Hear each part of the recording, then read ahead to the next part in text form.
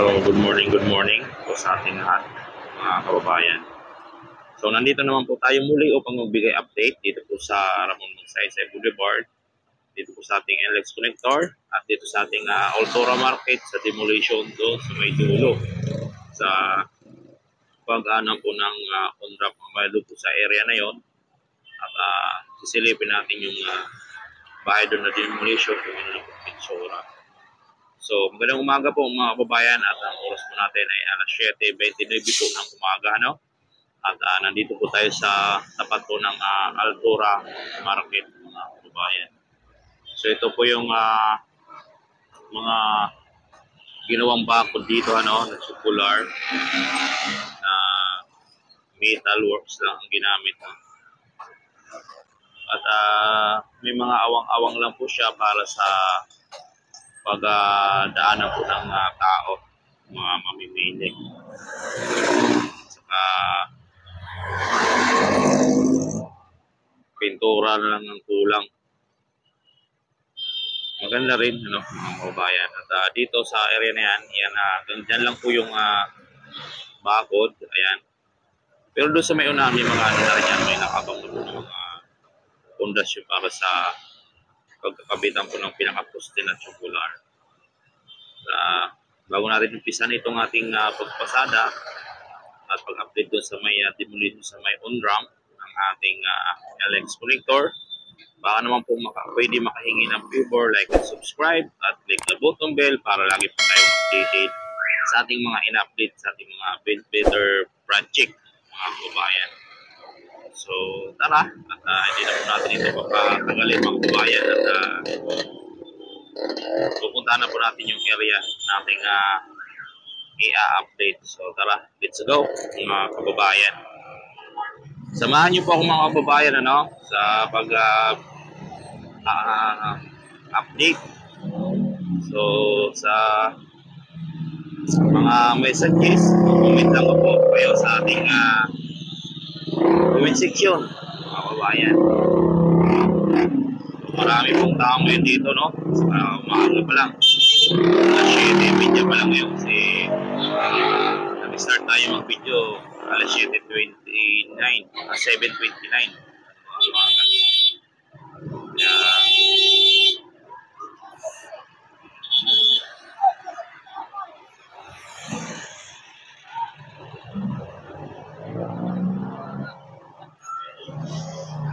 Walang balak umalis.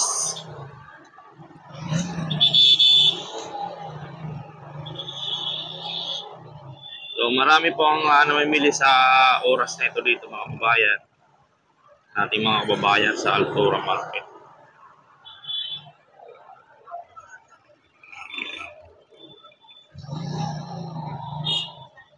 So dito na po tayo sa may malapit sa area, no?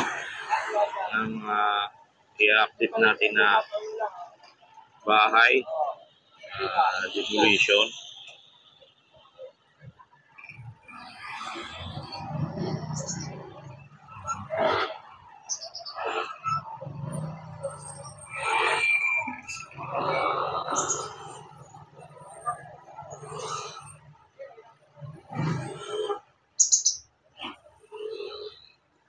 Ito na po yung mga kababayan, ano, yung bahay na tinibag o ano na siya, oh.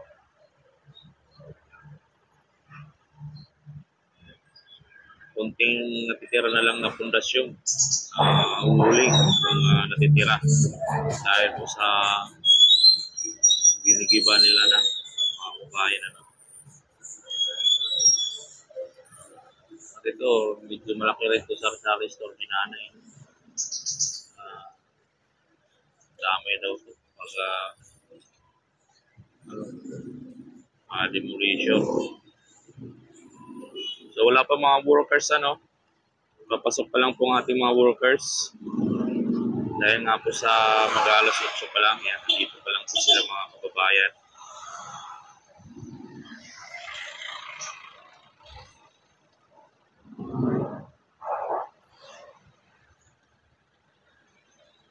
So lilipat tayo doon sa kabila sa westbound.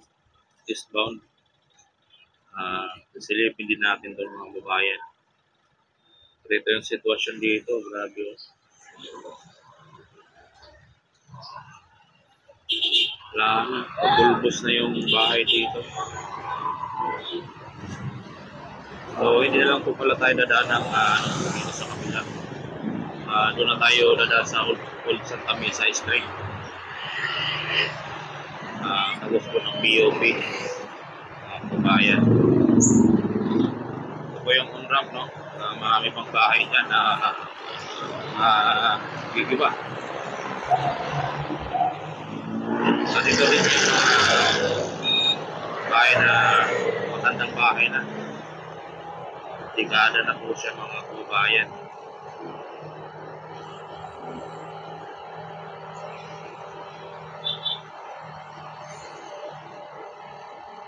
So, doon tayo mag-ano at abangan nyo na lang po ang ating update sa may POP Santa Mesa, mga kababayan.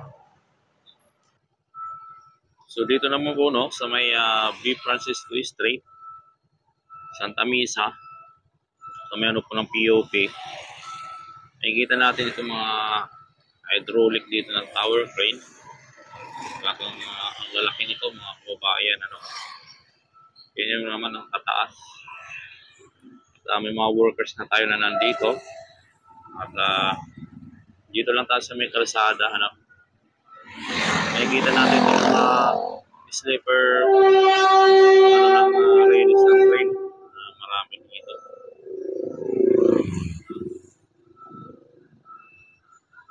So, naibaw na po yung ano dito, yung mga river gates.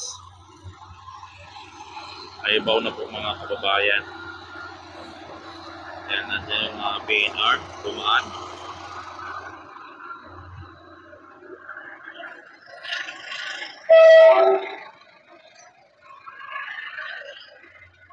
So, yan po ating update dito, mga kababayan, ano. Ayan yung bako. Nag-uukay ng mga lupa dyan, ng mga tambak. Kasi medyo mataas po yung area na yan dyan, kaya hinuhukay po ng bako, mga kababayan. Yan po yung Teresa Street na mayroon na na donut na tindahan. At yung natibag na bahay dyan na may malalaking tindahan at doon po ng Teresa.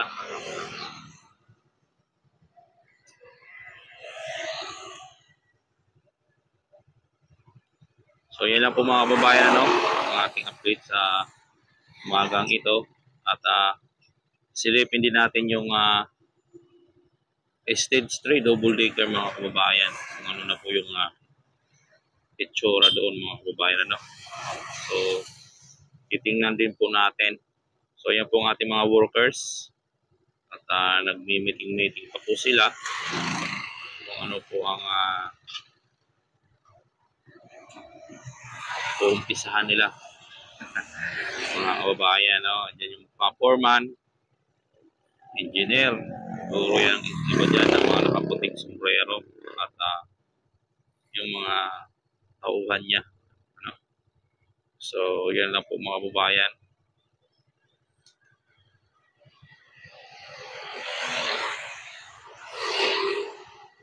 So silipin din po natin yung double decker. So tara, let's go.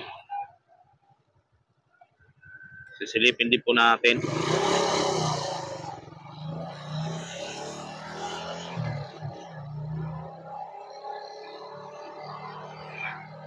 Silipin din po natin yung double decker dito.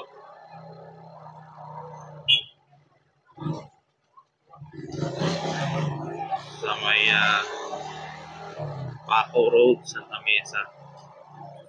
Dito po, dito sa may ano po ng tunnel ng puntang Maui Lucis. So, nandito na po ating mga trabahador. Dito sa may ano, nagkakabit po ng mga scaffolding, mga kababayan. So, dito natin sisilipin sa may ano, pag-akyat nitong tunnel.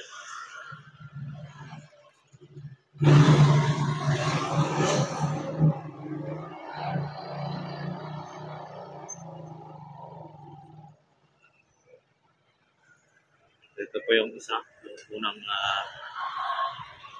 ating bubble digger.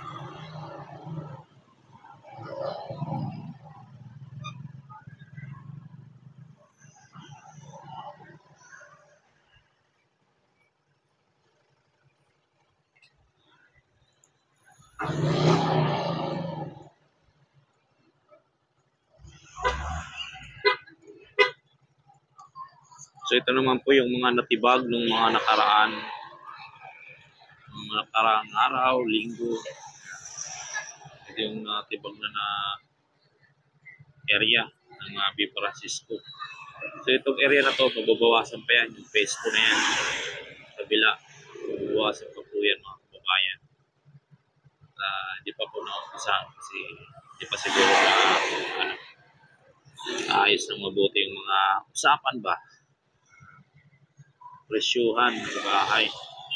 Ito yung ating double decker sa area na to, kababayan. Nandiyan na po ang ating mga workers umakyat na. So hanggang dito lang po ang ating update mga kababayan. At maraming salamat. Huwag kalimutan namin i-share ang video nito sa inyo po mga kababayan. Mas marami po makanood na ating video nito. So maraming salamat. Good morning po sa inyong lahat mga kababayan. God bless.